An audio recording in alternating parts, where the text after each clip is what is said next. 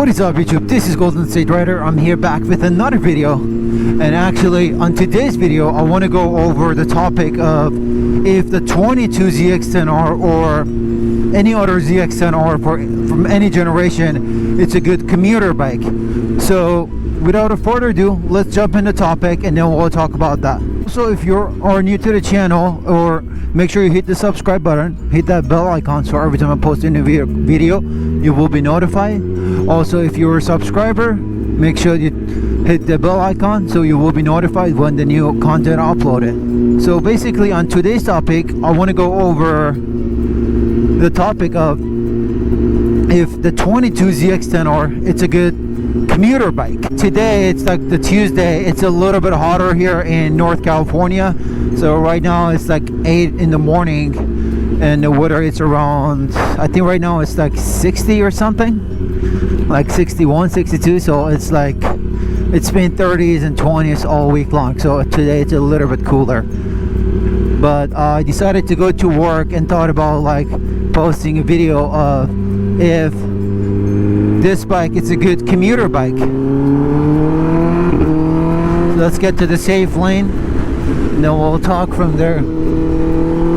When you say commuter bike, it's basically when you have to travel on your bike all the time and your only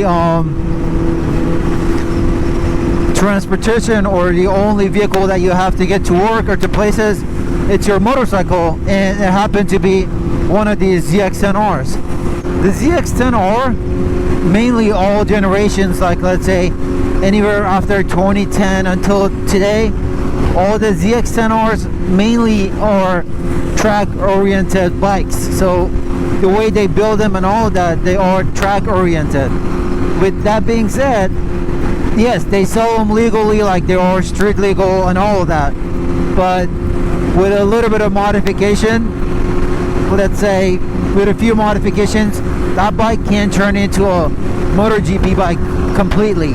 I mean, not MotoGP, but like Motor America, I would say. Because if you notice on the newer ZX-10R, which is like the new generation, which is Gen 6, like the buttons also are mainly like a track oriented. Like let's say if you compare this to a 600, because I used to have a newer ZX-6Rs, like the buttons and all of that are mainly for track.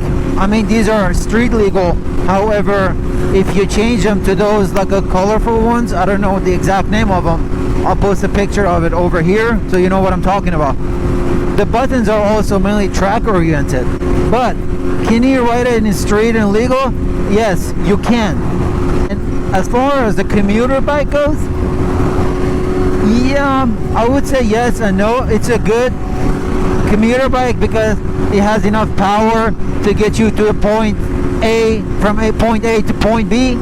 And also the newer ZX-10R, it has the cruise control. So of course when the cruise control comes on the bike, that means you can have a little bit of cruising too. So let's say if I have my cruise control set right now, which is set right now, I can talk like this.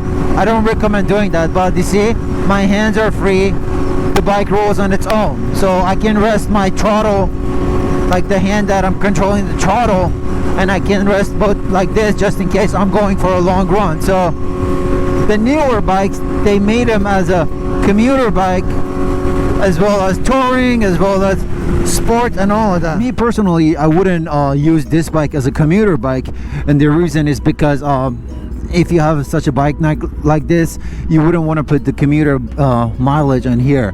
I mean, I'm going to buy another bike because also when I go to my bike nights and all of that, I really don't want to use this bike, because unless I'm going to the bike nights that are like we're going to race, then yeah, I can like go fast and pull the, like do a few pulls.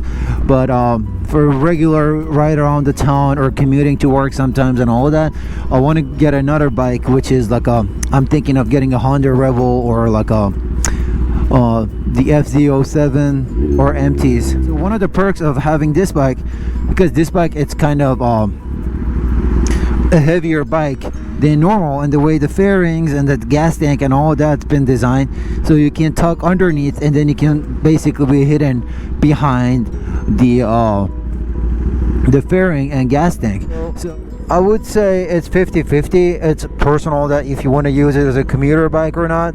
But like as far as the position of the seating, because you're always like if you're doing freeway runs, you're pretty much tucked in underneath for the most part, and then because the seating position, it's not as comfortable as a cruiser or like an upright bike, so that in the long run it might give you a lot of problems. But there are actually a lot of people out there who are happy with like their sport bike and they use it as a commuter bike. So yeah, like having like a bigger bike like a 600 or like a liter bike, so you don't have to like basically rev it hella high. Let's say when you have a smaller cc or engine bike, let's say a Ninja 400 or 300, if you want to like keep up with the freeway speed, then you would have to rev it kind of high in order to get to freeway speed. Like what I'm saying, let's say you're cruising with 6th gear, then your RPM is around like 9 or 10. That's bad for the bike. So let's say I'm gonna get closer to this. Let me finish this turn. I'm gonna show what I'm talking about. So do you see this little thing under rider?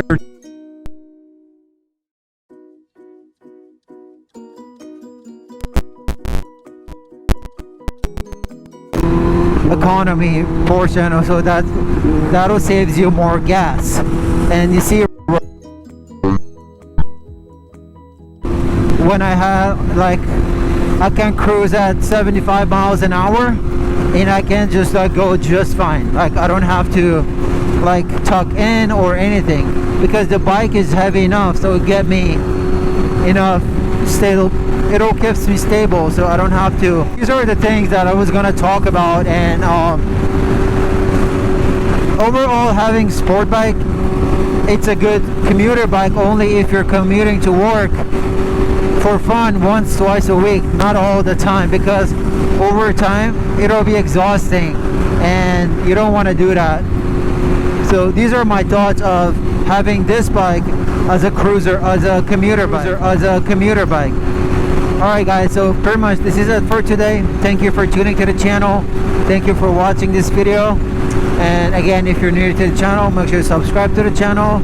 And if you are already a subscriber, hit the bell icon so every time I post a new video, you will be notified.